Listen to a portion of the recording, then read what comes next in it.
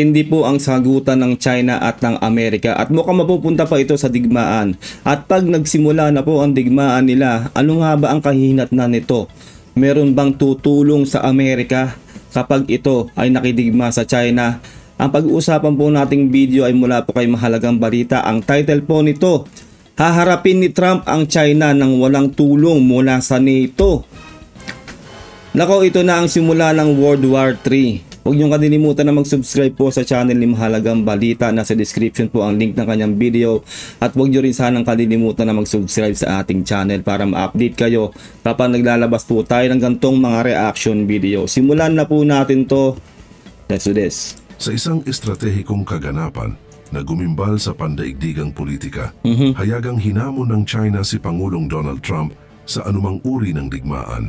Maging ito man ay isang matinding tunggalian sa larangan ng ekonomiya, gaya ng taripa at sa mga patakarang pangkalakalan o isang matinding sagupaan sa pagitan ng dalawang pinakamakapangyarihang sandatahang lakas sa mundo, kung saan mula sa utos ni Pangulong Xi Jinping, walang pag-aalinlangang idineklara ng pamahalaang Chino na handa silang lumaban hanggang sa huli anuman ang magiging kahihinatnan. Grabe. Na ipinakita nito na hindi sila natatakot sa pressure mula sa Estados Unidos, isang bansa na matagal nang itinuturing na pangunahing kakumpetensya ng China sa pandaigdigang entablado.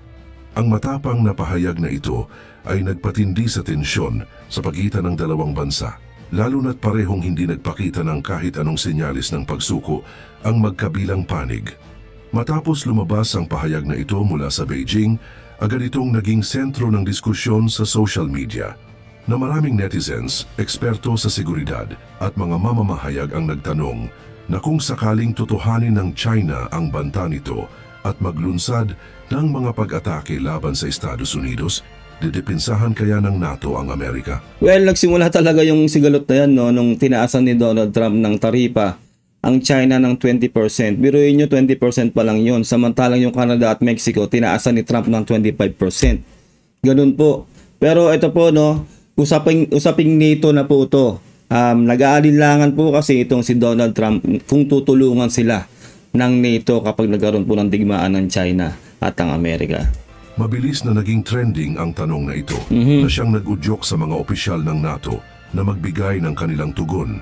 Ngunit sa halip na isang matibay at konkretong sagot, nagbigay ang NATO ng isang malabong pahayag na sinabi ng alyansa na hindi sila sigurado kung automatic ba silang tutulong sa Estados Unidos kung sakaling mauwi sa digmaan ng tensyon sa pagitan ng Washington at Beijing. Kasi ang ano ng NATO kasi may mga sarili-sarili rin silang iniintindi, 'di ba, sa kanilang mga bansa. Pero para sa akin po, no, sobrang unfair po noon kasi po magkaalyado po sila kung tutuusin.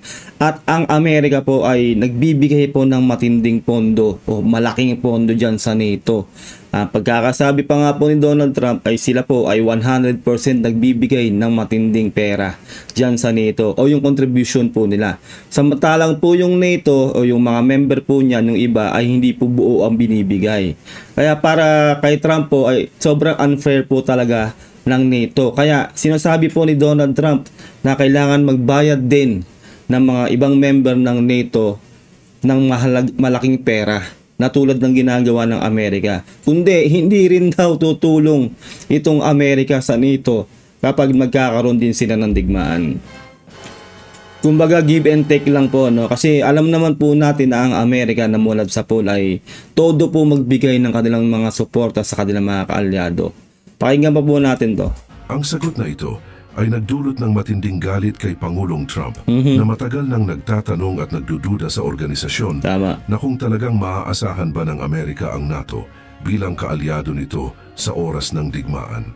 Dahil dito, hindi nag-atubiling magbigay ng matinding pahayag si Trump na ayon sa kanya, kung ang NATO mismo ay hindi tiyak kung ipagtatanggol nila ang Estados Unidos sakaling lumusob ang China, ay wala rin umanong dahilan upang patuloy na ipagtanggol ng Amerika ang mga kaalyadong bansa sa ilalim ng alyansa. Oo nga naman, di ba, give and take lang, ganun po yun. Siyempre wala kang aasahan hindi sila sigurado na magbibigay sa iyo ng tulong. Bakit ibibigay mo pa yung all out mo?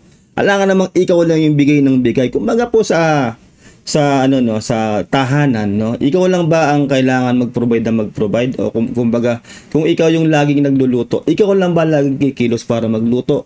Hindi po ganoon. Kailangan lahat po ay may contribution. Hindi man sila magluto, yung isa naman maglinis, yung isa naman magkumpuni. Ganoon po 'yon, dapat pantay ang binibigay na serbisyo, 'di ba? Samantalang ito nga yung sinasabi ng NATO ay hindi raw sila sigurado na tutulong sa Amerika. So bakit nga naman mag-all out ang Amerika kapag ang mga member ng NATO ang mangailangan ng tulong, 'di ba? Ganoon lang po 'yon. Kaya ganoon po yung takbo ng utak dito ni Donald Trump. Direkta ring sinabi ni Trump na kung sakaling magkaroon ng ibang sigalot na may kaugnayan sa NATO, hindi na makakaasa ang mga bansang miyembro ng alyansa na tutulungan sila ng Estados Unidos. Ang deklarasyong ito ay nagdulot ng pagkabigla at pangamba sa maraming bansang kabilang sa NATO, lalo na ang mga bansang nakasalalay sa seguridad na ibinibigay ng Amerika. Tatalakayin po natin yan. Ito po yan, no? Ito po yung balita na yan, yung pagkakasabi po ni Donald Trump. Wala po ito sa Net25 News and Information, Mata ng Agila. Pakinggan at panoorin po natin to. Yung pong sinabi po ni Donald Trump. Kaugnay po dyan sa ugnayan niya sa NATO. Sinabi ni Donald Trump na nag-aalinlangan ito sa kakayanan ng North Atlantic Treaty Organization na NATO na tutulungan ng Estados Unidos kapag sila'y inatake. Are you about making any changes to NATO where a NATO country gets attacked but they're not paying enough dues so the United States doesn't defend them? Well, I've said that to them. I said, if you're not going to pay, we're not going to defend. I said that 7 years ago. And because of that, they paid hundreds of billions of dollars. I said, if you're not going to pay your bills, we're not going to defend you. And it also went for the attack. But if they got attacked, they said, well, does that mean you won't defend us? I said, are you current or are you delinquent? They said, if we were delinquent, would you? I said, nope, I would not. And because of that, as you know, hundreds of billions of dollars came into NATO. You wouldn't have NATO right now if I weren't there. And your previous Secretary General has said that. He said he's never seen anything like it. When I came to NATO, when I first had my first meeting, I noticed that people weren't paying their bills at all. And I said I should wait till my second meeting, and I did. And I brought that up. And I said, if you don't pay your bills, we're not going to participate, we're not going to protect you. And when I said that, as soon as I said that, it was amazing how the money came in. The money came in, and now they have money. But even now, it's not enough. It's really not enough. They should be paying more. Diba? Yun po yun yung sinasabi ni Donald Trump. Kasi sila pag nagbibigay sila ng contribution dyan sa NATO, 100%, no? Samantalang yung ibang member ng NATO ay nagbibigay lang ng hindi sapat. So, nung sinabi ni Donald Trump yun, ayun, nagbigay po sila, no, ng malaking halaga para protektahan ng Amerika ang mga member ng NATO. Ganun po 'yon, no. Hindi po 'yan usaping pera-pera lang talaga, kasi mulat sa pool kasi ang Amerika ay 100% magbigay ng tulong. Alam niyo naman po yung nagawa natin ng reaction video, no, yung sa BBC, yung regarding sa Ukraine, no, yung si Biden pa ang namumuno o yung presidente ng Amerika. Grabe po, no, kalahati po ng pondo na ginagamit ng Ukraine sa pagpapalakas ng kanilang sandatahang lakas ay galing sa Amerika. Ganun po sila tumulong. At yung kalahati po nun ay pinagsama-samang pondo na binibigay ng European Union. Sama-sama, isipin nyo yun, ha. Samantalang yung kalahati ay sa Amerika galing. Doon po naiinis itong si Donald Trump. Dahil nga naman po, sila ay all out magbigay, samantalang ibang bansa o ibang member ng NATO ay onti lang ang binibigay na contribution. Ganun po yun. Lugi nga naman ang Amerika. Paano na lang kung wala na sila makukuha ang resources? 'Di ba? Kaya ganun po yung sinasabi dito ni Donald Trump. Dagdag pa rito ay sinabi rin ni Trump na pinag-iisipan niya kung itutuloy niya ang kasunduan ng Estados Unidos sa NATO, anya kung hindi raw magiging patas ang kontribusyon ng lahat ng bansa sa naturang organisasyon, ay mas mabuti na lang kung humiwalay ang Estados Unidos o mabuwag ang naturang koalisyon. Diba, hindi daw pantay ang contribution. Sila kasi 100% ang contribution ng Amerika. Diba? Kumbaga, sa kanila lang nga sumasalalay pagdating sa depensa, eh. 'Di ba? Sila kasi yung pinakamalakas sa buong mundo. Tapos yung pag mag-contribute pa ang Amerika, 100%. 'Di ba? Samantalang ibang member ng NATO kung mag-contribute ay kakapiranggot. Yun doon naiinis si Donald Trump. Kaya syempre, isipin nyo, no, negosyante po yan. Alam niya po yung mga sistemang ganyan. Hindi magpapalamang yan sa ibang bansa. Kaya ganun yung reklamo niya at gusto niya nang humiwalay sa NATO. Pero hindi po natin alam kung tutuluyan niya nang talagang umalis sila sa NATO, no, tong Amerika. Ayon sa mga eksperto ay malaki itong policy shift para kay Trump na sa unang araw ng kanyang termino ay sinabi na matibay ang relasyon ito sa naturang defense coalition. Na-question din ang katatagan ng Estados Unidos sa kanyang NATO commitment matapos sabihin ni US Defense Secretary Pete Hegseth na hindi kakayanin ng Estados Unidos ang pagpapadala ng peacekeeping force sa Ukraine ng pangmatagalan. At sinabi niyang ang posisyon ng Estados Unidos ay hindi para kalabanin ng Russia kundi ang pakikiisa rito. Tinitignan ng iba ang pag-usbong ng relasyon ito kay Russian President Vladimir Putin at sa Soviet state bilang potensyal na nagkumbinsi kay Trump ukol sa importansya ng NATO sa kinabukasan ng Estados Unidos. Nabuo ang North Atlantic Treaty Organization o NATO taong 1949, panahon ng Cold War upang tapatan ang lumalakas na impluensya ng United Soviet States of Russia o USSR. Mali po yung yung termino niya sa USSR, hindi po yun, mali po yun. Basta nakalimutan ko yung perfect na termino doon. Hey, look, President Trump, on Peter's question, are you going to make that policy, U.S. policy, that the U.S. wouldn't defend NATO countries that don't pay? I think it's common sense, right? If they don't pay, I'm not going to defend them. No, I'm not going to defend them. I got into a lot of heat when I said that. He said, oh, he's violating NATO. And, you know, the biggest problem I have with NATO, I really, you know, I mean, I know the guys very well. They're friends of mine. But if the United States was in trouble and we called them, we said, we got a problem, France, we got a problem, a couple of others I won't mention. Do you think they're going to come and protect us? They're supposed to. I'm not so sure. Yun nga lang, di ba? Oh, di ba? Hindi daw siya sure kung poprotektahan din daw sila ng ibang member ng NATO. Di ba? Nararamdaman ni Donald Trump yun. Bagamat lugi na nga sila sa contribution, tapos alanganin pa na susuporta ang ibang member ng NATO na depensahan o sumuporta dito sa Amerika kapag nagkataon na natuloy ang gera ng China at ng Amerika. Nang tanungin naman siya kung bakit nananatili pa ang Estados Unidos bilang parte ng NATO, sinabi ni Trump na wala itong problema sa pagiging parte ng naturang organisasyon. Ngunit iginigiit ni Trump mas maganda pa para sa kanilang samahan na maging patas pagdating sa paniningil ng pangkalahatang pondo para sa NATO. Kasi 'di ba, unang-una lagi ko sinasabi sa inyo, businessman 'yan. Alam niya yung kalakaran sa ganyan, no? So nakita niya talaga na meron ditong anomalya na ang Amerika kung magbigay ng contribution sa NATO ay 100%, 'di ba? Kompleto. Samantalang yung ibang NATO members kung magbigay ng kanilang contribution ay hindi kompleto. Kaya yun yung ginigiit ni Donald Trump. Kumbaga yung kabuuan na nga ng NATO ang nakikinabang sa Amerika dahil sila yung pinakamalakas kung tutuusin. Tapos ganun pa yung ginagawa, no? Kumbaga tinitipid ang kanilang pondo o kanilang donasyon doon sa grupong NATO. No, ganun po 'yun. Kaya itong si Donald Trump ay alam niya po 'yan kasi siya po ay isang businessman, 'di ba? Successful businessman. Ayun lang po, no, balik po tayo dito kay mahalagang balita. Ang ilang leader ng kanluran ay agad na nagpulong upang pag-usapan ang magiging implikasyon nito dahil ang anumang pagbawas ng suporta mula sa Estados Unidos ay maaaring magdulot ng malaking pagbabago sa pandaigdigang balanse ng kapangyarihan. Tama. Habang may mga agam-agam, kung tutulong ba talaga ang North Atlantic Treaty Organization sa ganitong sitwasyon, ipinahayag ng Washington na hindi nito kinakailangang umasa sa suporta ng iba pang bansa upang ipagtanggol ang sarili nitong teritoryo. Well, actually, kayang-kaya ng Amerika na labanan ng China. Sila po ang pinakamalakas sa buong mundo. Ang kaso nga lang po, siyempre, kaalyado ng NATO ang Amerika, na which is dapat nilang tulungan ang Amerika kasi kaalyado nila eh.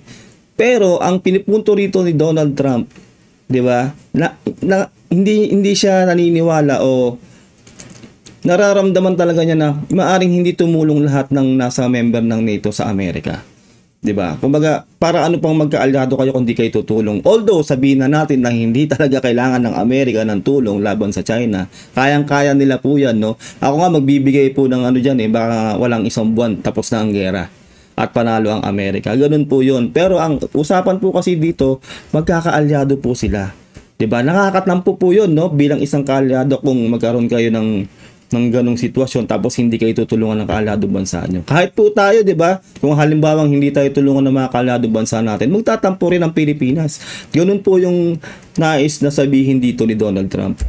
Naayon sa ating patuloy na pananaliksik, may kakayahan ng US military na makipagdigma sa China nang hindi umaasa sa tulong ng NATO o iba pang pandaigdigang puwersa. Tama. Ang Amerika ay may pinakamalakas at pinaka-advanced na sandatahang lakas sa buong mundo, kabilang ang napakalawak na naval fleet, superior air power, Tama. at cutting-edge missile systems na kayang tumbasan at higitan ang anumang military capability ng Beijing. Na kung sakaling lumala ang tensyon at magpasya si Pangulong Xi na simula ng isang digmaan sa South China Sea o sa Taiwan Strait, tiyak na ipapakita ng Estados Unidos ang kakayahan nitong lumaban at wasakin ang anumang puwersang militar na magtatangkang humamon dito. Ang Pentagon ay matagal nang naghahanda para sa anumang senaryo ng labanan sa Indo-Pacific. At sobrang layo ng agwat ng experience, no? Sa experience po tayo ng China sa Amerika. Ang Amerika po ay araw-araw gumegera hanggang ngayon, 'di ba? Tumutulong sila sa Ukraine at kung saang-saang bansa pa na tinutulungan po nila. Kahit po sa atin, tinutulungan tayo at nakasuporta ang Amerika. Hindi po tumitigil 'yon, mulat sa pool.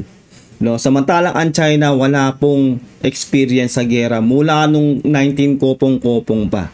Tandaan nyo yan, no? Wala silang experience, puro lang sila drill, puro lang sila simulation. Ganun po yun, no? Kaya sobrang layo pa lang sa experience pa lang ay sobrang layo talaga. Mapupulbos ang China, alam nyo na yan. At marami sa kanilang war simulations ay nagpapakita na ang US ay may sapat na kakayahan Tama. upang pigilan ang anumang agresibong hakbang ng China. Bukod dito, nananatiling dominante ang US sa larangan ng nuclear deterrence na may sapat itong arsenal ng Intercontinental Ballistic Missiles o ICBM, strategic bombers at submarines na maaaring maglunsad ng nuclear strikes kung kinakailangan. Well, yun ang kinakatakot natin na wag mangyayari sana na magkaroon po ng nuclear war. Kasi tapos na po ang boxing, no? Yari tayo lahat yan. Lahat tayo maapektuhan na sana wag po mangyari. Pagdasal po natin yan. Bagamat hindi ito ang unang opsyon sa anumang sagupaan, malinaw na may malaking kalamangan ng Amerika Tama. sa larangan ng strategic warfare kaysa sa China. Sa kabila ng mga diskusyon sa loob ng NATO, kung saan may ilang bansang Europeo ang nag-aalinlangan na tumulong sa Estados Unidos at direktang lumahok sa isang digmaan laban sa China, nananatiling matibay ang posisyon ng Washington na handa itong lumaban, handa itong sumabak sa anumang laban, at hindi ito manghihingi ng tulong kung kinakailangan. Well, hindi talaga, no? Kumbaga, ano na lang yan choice na lang yan ng mga kaalado bansa kung tutulong sila sa Amerika. Pero hindi talaga kailangan ng Amerika. Sobrang lakas po ng Amerika. Sobrang confident sila na kayang-kaya nila ang China. Para sa akin po, no, hindi talaga ubro tong China. Well, kung tutuusin po, ayaw po natin ng digmaan. Para sa akin nga, di ba sinasabi ko, no? Sa pangkalahatan po, no, wala pong totoong panalo dyan. Kasi destruction po yan, no? Masisira ang mga bahay, mga gusali, mawawala ang mga buhay at kung ano-ano pa na lagi pong sinasabi sa inyo. Sana po wag tumatuloy. Pero kung sa realidad, kung mangyayari po talaga to at inevitable, Amerika po ang magwawagi dito. Unang-una na lang sa mga kaalyado, syempre, lalo po sa Asia, no, yung Japan, South Korea, lahat po ng kaalyado ng Amerika, hindi po pwedeng hindi tutulong yan. Kasi meron po mga MDT yan, Mutual Defense Treaty. Kahit po tayo, Pilipinas, tutulong po tayo sa Amerika. Kaya mapupulbos talaga itong China kapag nagkataon. Dito na po lalabas ang gigil lahat ng galit sa China. Kapag nagsimula po ang China nagirahin ang Amerika. Dahil lahat po yan ay tutulong para matalo itong China. Kung aabot sa ganitong punto, tiyak na mararamdaman ng China ang buong puwersa ng US military na maaaring magdulot ng matinding pinsala sa Beijing at sa buong Chinese military infrastructure. Sa kabilang anggulo, hindi na nahimik ang China sa kabila ng lumalakas na usapan tungkol sa posibleng digmaan na muling naglabas ng pahayag ang Beijing at sinabing handa silang ipaglaban ang kanilang mga pambansang interes anumang oras at walang sinumang pwersang dayuhan ang maaaring pumigil sa kanila. Grabe yung yabang ng China, no? Kala mo napaka talaga magsalita eh. Amerika pa yung hinamon nila. Real talk lang po tayo, no? Amerika pa yung hinamon nila na well-experienced, well-equipped, pinakamalakas sa buong mundo. Tapos isipin nyo na lang sa history, no, walang totoong kakampi ang China. Kahit po ngayon sa generation na to, halos lahat ng neighboring country ng China ay kaaway niya. Kaaway niyang Japan, Pilipinas, Indonesia, lahat po sa Indo-Pacific kaaway po ng China. Sino po ang tutulong sa kanila? Russia? Ang Russia ay may gerang inaatupag, di ba? Hindi po sila basta matutulungan, o kung matulungan man sila noon ay konting tulong lang. Siyempre hindi po sila pwedeng mag-concentrate sa China kasi meron silang gera sa Ukraine. Ganun po yun, no? Kaya hindi po ako naniniwala na mananalo ang China dahil sa kakampi lang po ay sobrang halos kalahati o 80% sa mundo ay kakampi po ng Amerika. Diba? Kung tutuusin. Kahit na po mawala na nga po yung ibang kaalyado niya ngayon na nagkakaroon sila ng diferensya, diba, sa Amerika. Yung Canada, Mexico, at yung sa NATO. Marami pa rin pong kakampi ang Amerika. Diba po? Kahit po hindi po tumulong yung mga bansa na yun na nagkakaroon ng diferensya sa Amerika, ay lamang na lamang pa rin sa lakas ang Amerika. Dahil sa Asia pa lang po ay maraming kakampi ang Amerika. Kaya itong China po ay sana wag silang basta mag-decide na basta lulusob sa Amerika dahil matatapos ang karir talaga nila kapag ginawa po nila yun. Ayon sa tagapagsalita ng pamahalaang Chino, ang anumang hakbang ng Amerika na makikita nila bilang isang malaking banta sa kanilang soberanya ay hindi palalagpasin, lalo na sa mga usapin ng teritoryo sa South China Sea at Taiwan. Na ngayon, inilagay na ng China sa pinakamataas na alerto ang kanilang sandatahang lakas na People's Liberation Army o PLA, na ayon sa mga ulat, mas pinabilis ng PLA ang kanilang mga pagsasanay para sa posibleng sagupaan sa karagatan, himpapawid at kalupaan. Nako, baka pagdating sa real world, sa totoong digmaan na, baka malunok nila yung bayag nila. Dito mga Chinese na to. Kaya silang totoong experience, no? Mas ma-experience pa nga po ang ating mga military, tayong mga Pilipino, no? Lalo na kung hand-to-hand combat. Nako, wala. Tatakbo tong mga Chinese na to malamang. Lalo po sa Japan, grabe yung Japan, alam niyo na yung history ng Japan, no? Yayariin sila ng Japan. Nako, doon natin malalaman talaga kung gaano katigas tong China. Habang patuloy na pinapalakas ang kanilang depensa laban sa anumang posibleng opensiba mula sa Estados Unidos at sa mga kaalyado nito, na sa pinakahuling ulat mula sa Beijing, ipinarada ng China ang ilan sa kanilang pinaka-advanced na kagamitang pandigma, kabilang ang mga hypersonic missile na sinasabing kayang lumusot sa anumang missile defense system ng Amerika. Bukod pa rito, inilagay na rin sa mas agresibong posisyon ang kanilang hukbong pandagat sa South China Sea. Yan ang problema sa China, no? Ina-announce din kasi nila, naninindak sila, no? Kumbaga sindakan ng dating ang ginagawa ng China. Binobroadcast sila yung mga equipment na meron sila. Samantalang po yung Amerika tahimik lang sa Gedli. Di ba? Hindi nila ina-announce yung mga high-tech nilang gamit. Di ba? Kaya mabubulhaga na lang din talaga tong China kapag nagkataon. Ay nako China. Maling-mali yung ginagawa niya na binabangga niya ng ganyan yung Amerika.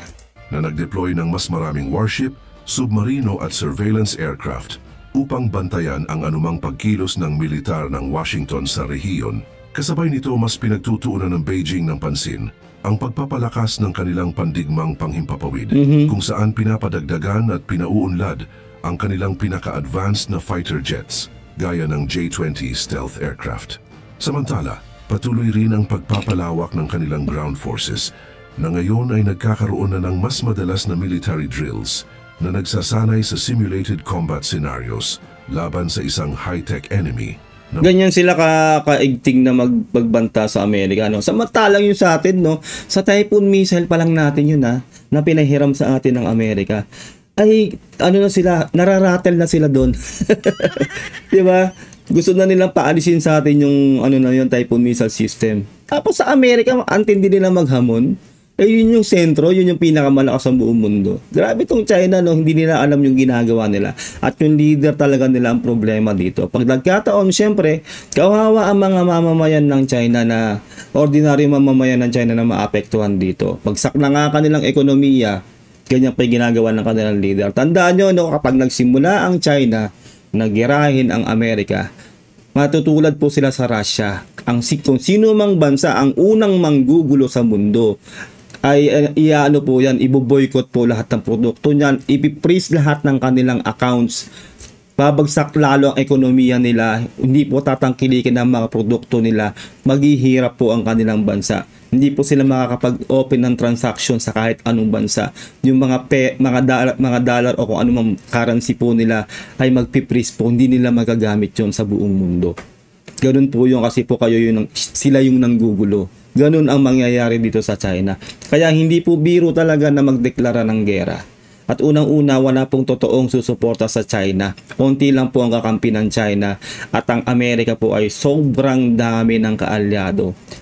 Kasama na po tayo doon na kaalyado ng Amerika, kaya tutulong din ang Pilipinas dyan. Malinaw na tumutukoy ito sa Estados Unidos. Sa harap ng lahat ng ito, naging matibay ang mensahe ng China na handa silang lumaban anumang oras, anuman ang magiging kapalit at hanggang sa dulo ng kanilang huling lakas. Maling-mali. Nasa paningin ng Beijing, ang agresibong pagpataw ni Trump ng mga taripa at pagkilos ng Amerika sa rehiyon. Isipin nyo na taripa pa lang yun ha. Yun pa lang ang ginagawa ni Donald Trump nang gagalaitin na tong China. At isipin nyo nga mas malaki pa ang taripa ng Canada 25%. Samantalang sa kanila 20% lang. Umaalma na agad ang China. Paano kung may iba pa pong gawin ang Amerika dyan sa China, di ba? Wala na, talagang manggagalaitin na yung pwet ni Xi Jinping, no? Grabe talaga, iyakin yung China. Ay isang tuwirang banta sa kanilang pambansang seguridad at hindi sila magdadalawang isip na gumamit ng dahas upang ipagtanggol ang kanilang soberanya. Talaga ba? Sa ngayon, nananatiling bukas ang posibilidad ng diplomasya. Ngunit kung ipipilit ni Pangulong Xi Jinping ang paggamit ng dahas, ay hindi mag-aatubili ang Estados Unidos. Tama. Na tumugon ng buong lakas kahit pa ito ay mag-isa. Ikaw, ano ang masasabi mo sa hindi siguradong tulong militar ng NATO kung sakaling umatake at maglunsad ng mga pambobomba ang Beijing sa US na humantong na ngayon sa pag-aalinlangan din ni Trump na tulungan ang mga kaalyado ng NATO kung sakaling magkaroon ng digmaan ng isa sa kanilang miyembro na kahit hindi tutulong ang North Atlantic Treaty Organization sa Washington ay kaya nitong harapin at pasabugin ang lakas ng Beijing. I-comment mo yan sa ibaba. Ayun lang po, no, grabe, palakpakan po natin itong si Mahalagang Balita. Napakahusay po.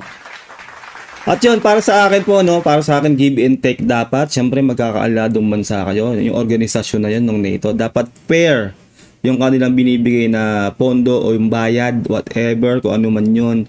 Kasi po ang Amerika ay 100% ang pagbibigay. Tapos yun nga po, no, alanganin pa, no, baka hindi nga tumulong itong mga ilang member ng NATO sa Amerika. So, give and take. Totoo naman yung sinasabi ni Donald Trump, hindi nyo kami tutulungan. So, hindi rin namin kayo tutulungan kapag may nangyaring ganyan din sa inyo. At kung tutuusin po ay hindi talaga kailangan ng Amerika ang tulong ng ibang bansa regarding kung magkakaroon sila ng digmaan ng China.